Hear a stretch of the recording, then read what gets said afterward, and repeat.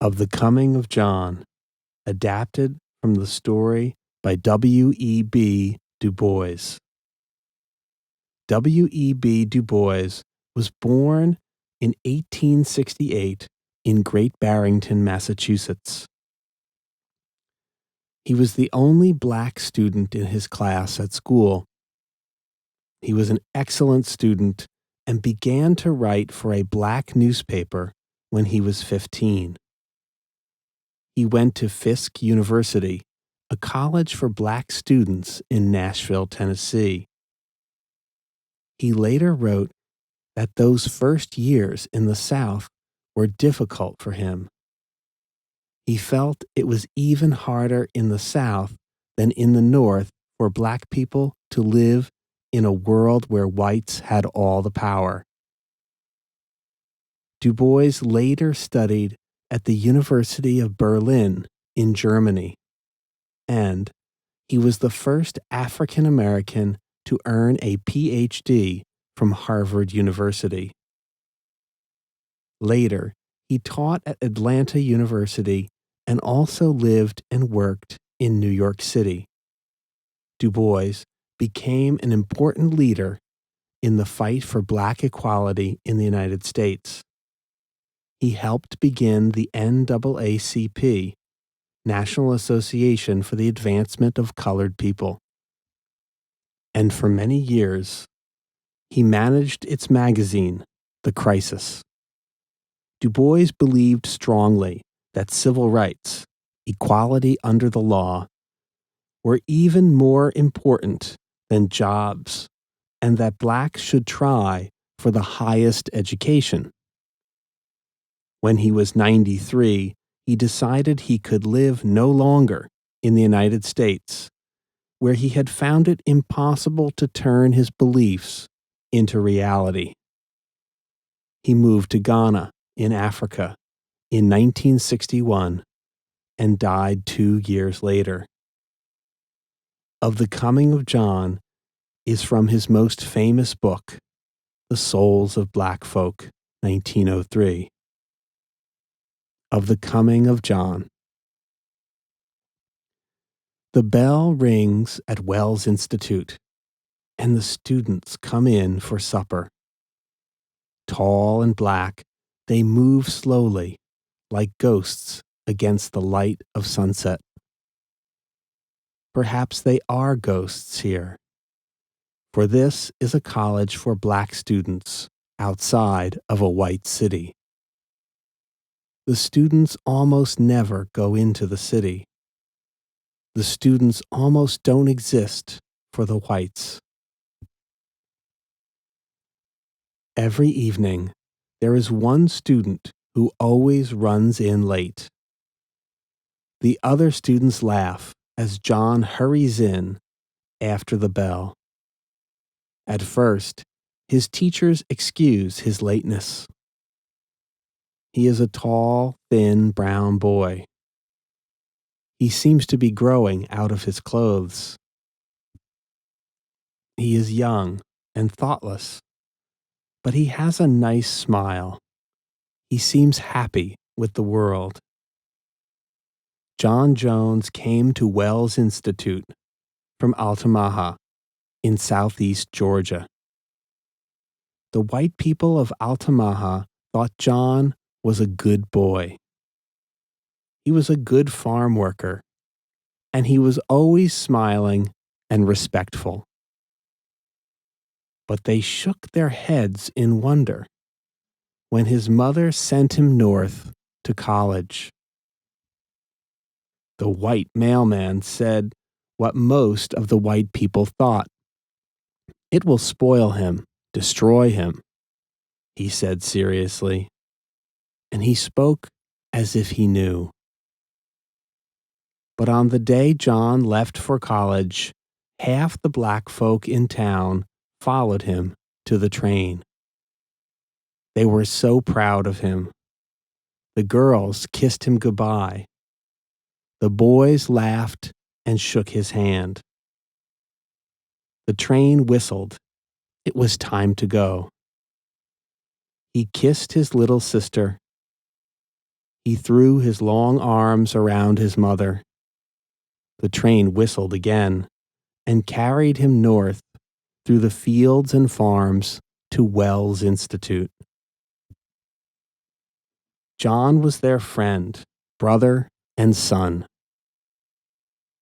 After he left, his people kept saying proudly, "When John comes." So many things would happen when John came home. Parties, speaking in church. John would learn to be a teacher, and there would be a new schoolhouse. They had so many hopes for how John would help them. When John comes. But the white people wondered. They shook their heads. School will spoil him. At first, John was going to come home at Christmas, but the vacation was too short. Then, for summer. But his mother was poor, and the school cost a lot. So he worked at the institute instead. Time went by, and 2 years passed. John's friends grew up, and his mother grew gray. His little sister, Jenny, went to work in a white man's kitchen. This man was a judge, rich and important. Up at the judge's house, the white people liked to hear the blacks say, "When John comes." The judge and his wife had a son named John, too. Their son, John, was tall and blond. When they were little, the two Johns had sometimes played together. Now, he was away at college, too, at Princeton University. His parents were very proud of him. "He'll show those Northerners what a Southern gentleman can do," the judge would say proudly. And then he would say to Jenny, "How's your John?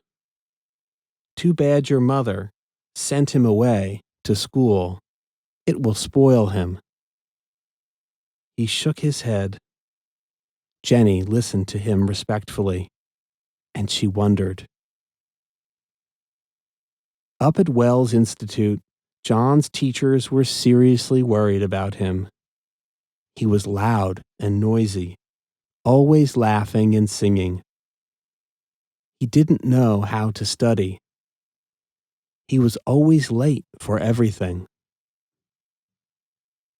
One night, his teachers met together to discuss him. They decided that John Jones, because of continual lateness and careless work, must leave Wells Institute. Now John understood for the first time that school was really important. He understood at last that his noise and carelessness and continual lateness had got him into serious trouble with his teachers. "But don't tell Mommy. You won't write to my mother, will you?" he said. "If you don't tell her, I'll go into the city and work. And I'll come back next fall and show you something." His teachers liked him. They wanted to help him. They agreed that he could come back in the fall and try again. It seemed to his teachers that John's face was always serious after that. When he returned to the institute, he began to respect his education, and he worked hard. He grew in body as well as mind. Slowly, his clothes began to fit him better. His shirts were clean, and his shoes were shiny. As the days passed, he became more thoughtful. His teachers began to see that this careless boy was becoming a serious man. Now John began to look at the world around him. he began to notice the difference between the lives of blacks and whites. He became angry when whites spoke of him without respect. Because he felt like a ghost in their world, he spent long hours worrying about the color line. At last the day came when John finished Wells Institute. It was time to go back to Altamaha. He had always planned to work there after college, but now he wondered about living in that small town. Altamaha was deep in the South. Life wasn't easy for colored folk in the North, but it was even harder in the South. John knew he had to go back home, but he needed to take some time for himself first. So he decided to visit New York City first. A breath of northern air before I go down south, he told himself. It was a bright morning in September. John sat watching the people walk by on the New York streets. He looked at all the rich clothes, the fashionable hats. This is the big world, the real world, he thought. He saw a lot of people going into a grand building. He was interested and wondered what they were going to see. When he saw a tall blonde man and a fashionably dressed woman go inside, he decided to follow. Inside, John found himself in a line to buy tickets. He wasn't sure what to do. He had very little money. But he pulled out a $5 bill he had carefully saved. He was very surprised when he got no change back. How could he spend so much money on what?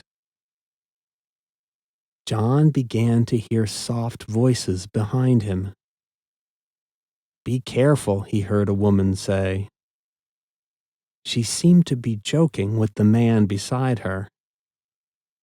"You mustn't get angry just because a black man is in front of you in line." "You don't understand us Southerners," said the blonde man beside her.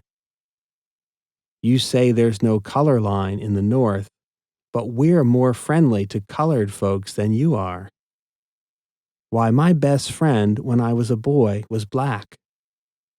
He was named John, after me.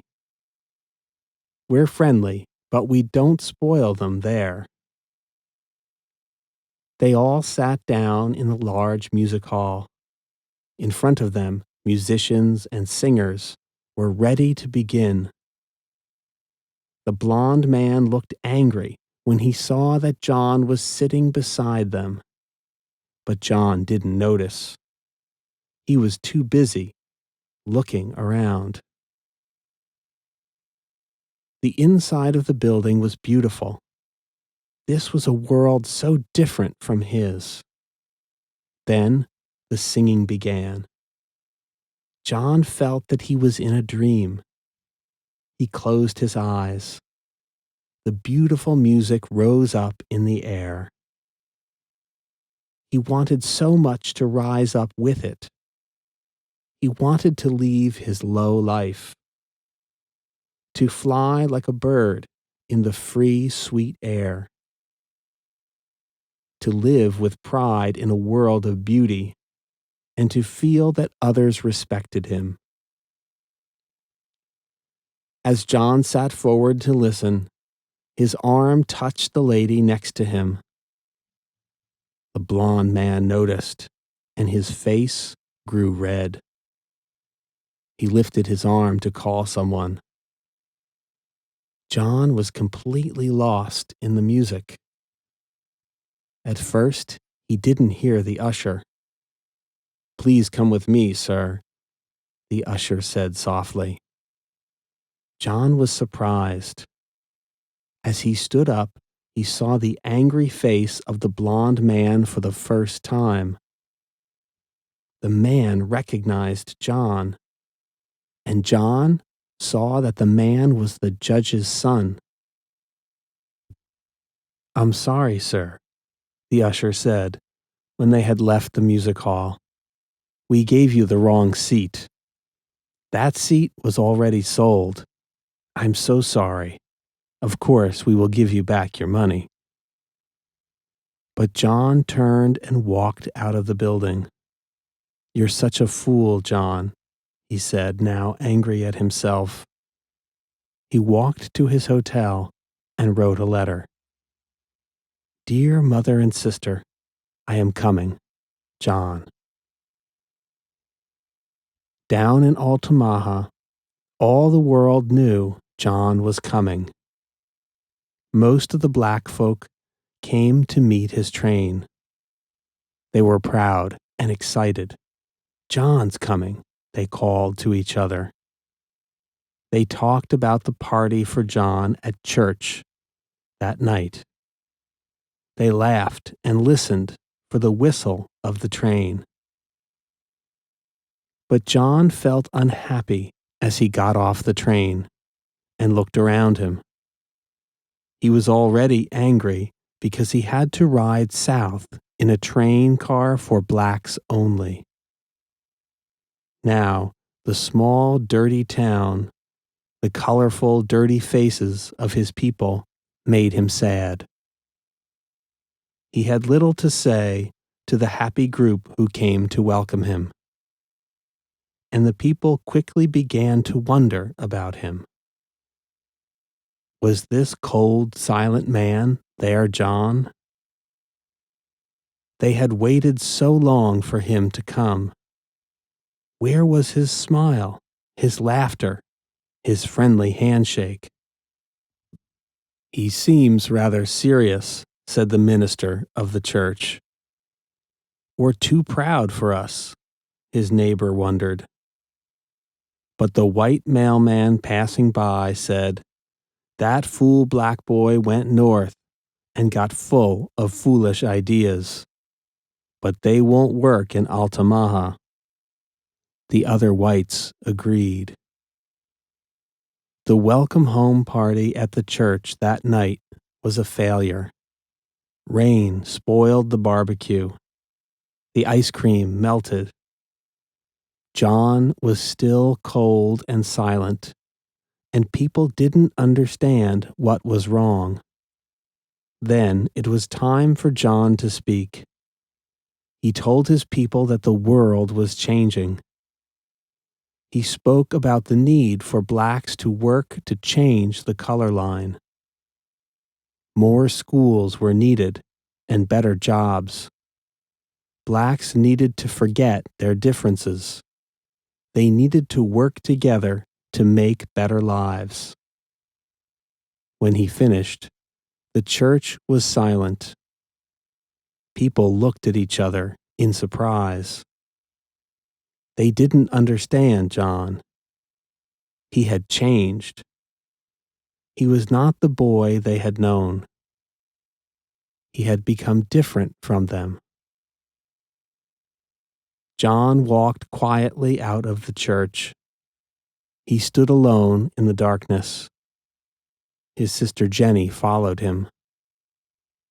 "John," she said softly, "does it make everyone unhappy when they study and learn lots of things?" He smiled at her. "I'm afraid it does," he said. "And John, are you glad you studied?" "Yes," he answered slowly. But he sounded sure of himself. Jenny said thoughtfully, "I wish I was unhappy, John. And I think I am a little unhappy."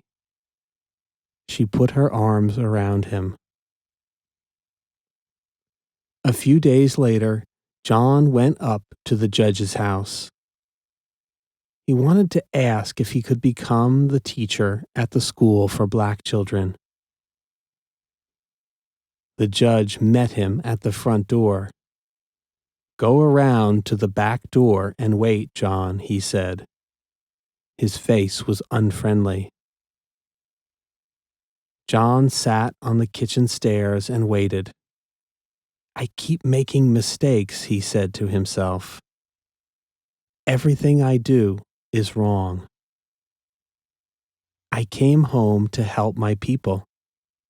But even before I left the train station, I hurt their feelings. I wanted to teach them what I think about the color line, and they don't understand. I told myself to show respect to the judge, but then I go to his front door. I should know better.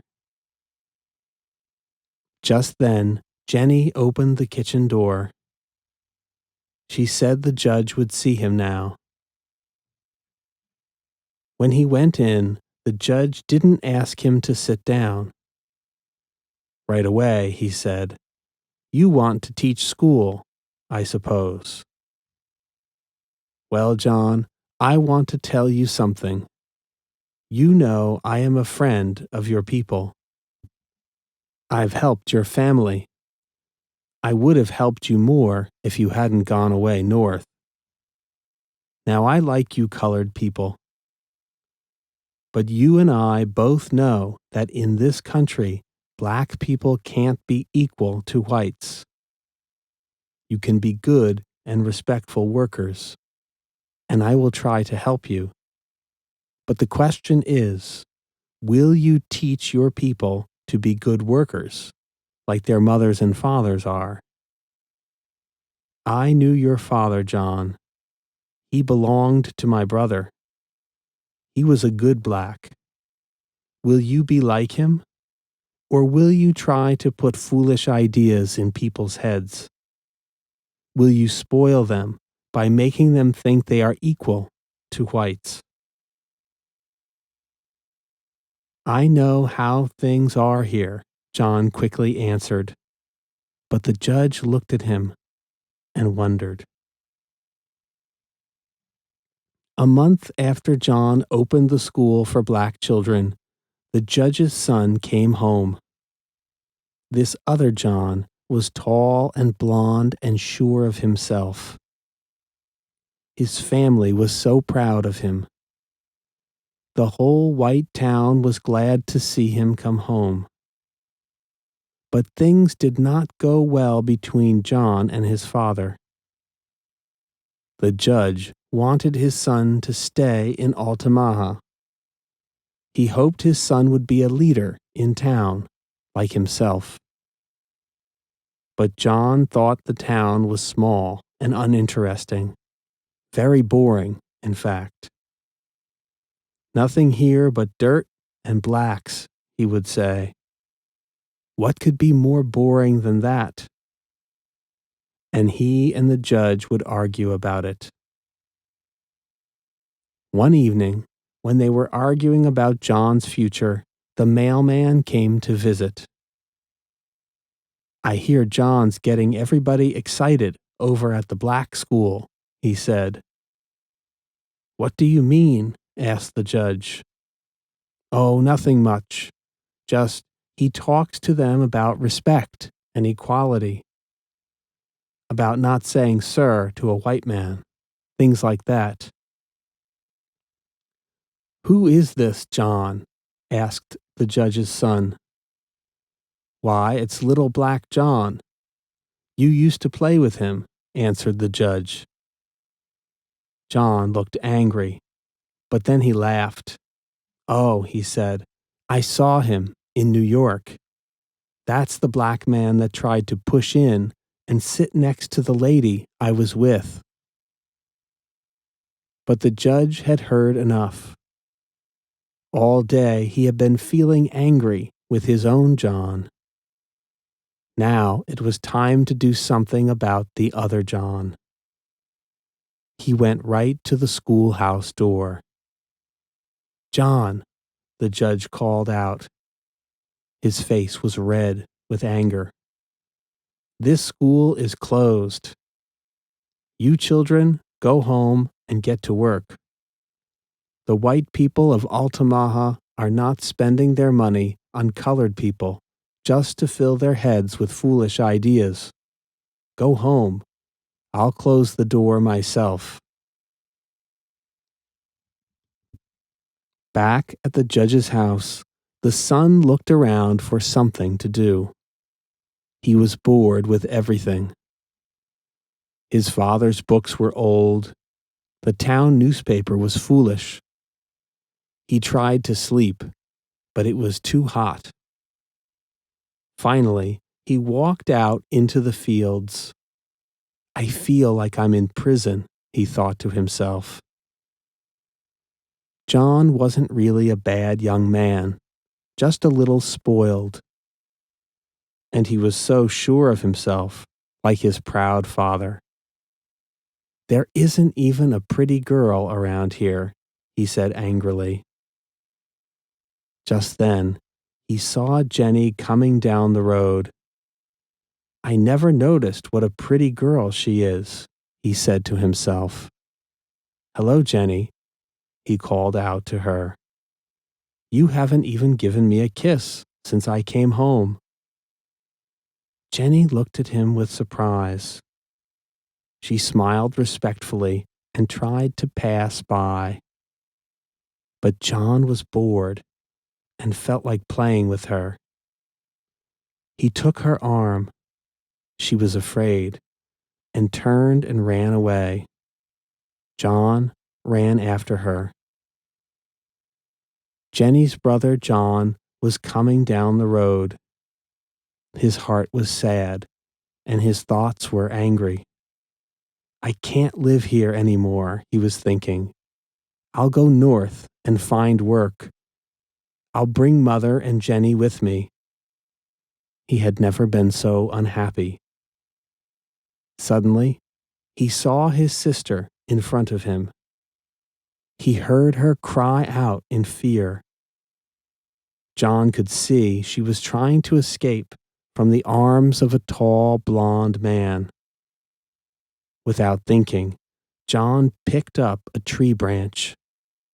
He hit the judge's son hard on the head. The young man fell down. His face was covered with blood. John walked slowly home. Mammy, I'm going away, he said. I'm going to be free. Are you going north, son? Are you going north again? Yes, Mommy, I'm going north. John walked slowly back down the road to wait for the white men. He saw blood on the ground where John's white body had fallen. They had played together as boys. He wondered where those little boys had gone. He thought about his life in the north. He seemed to hear again the singing from the beautiful music hall. Listen. But maybe it was only the men coming to get him. As he waited and listened, the sound became louder and louder, like a storm coming. He saw the old judge leading the other men. His face was white, his eyes red with anger. John felt sorry for him. So sorry. Then the men reached him, and the storm broke all around him, and the world whistled in his ears. The end.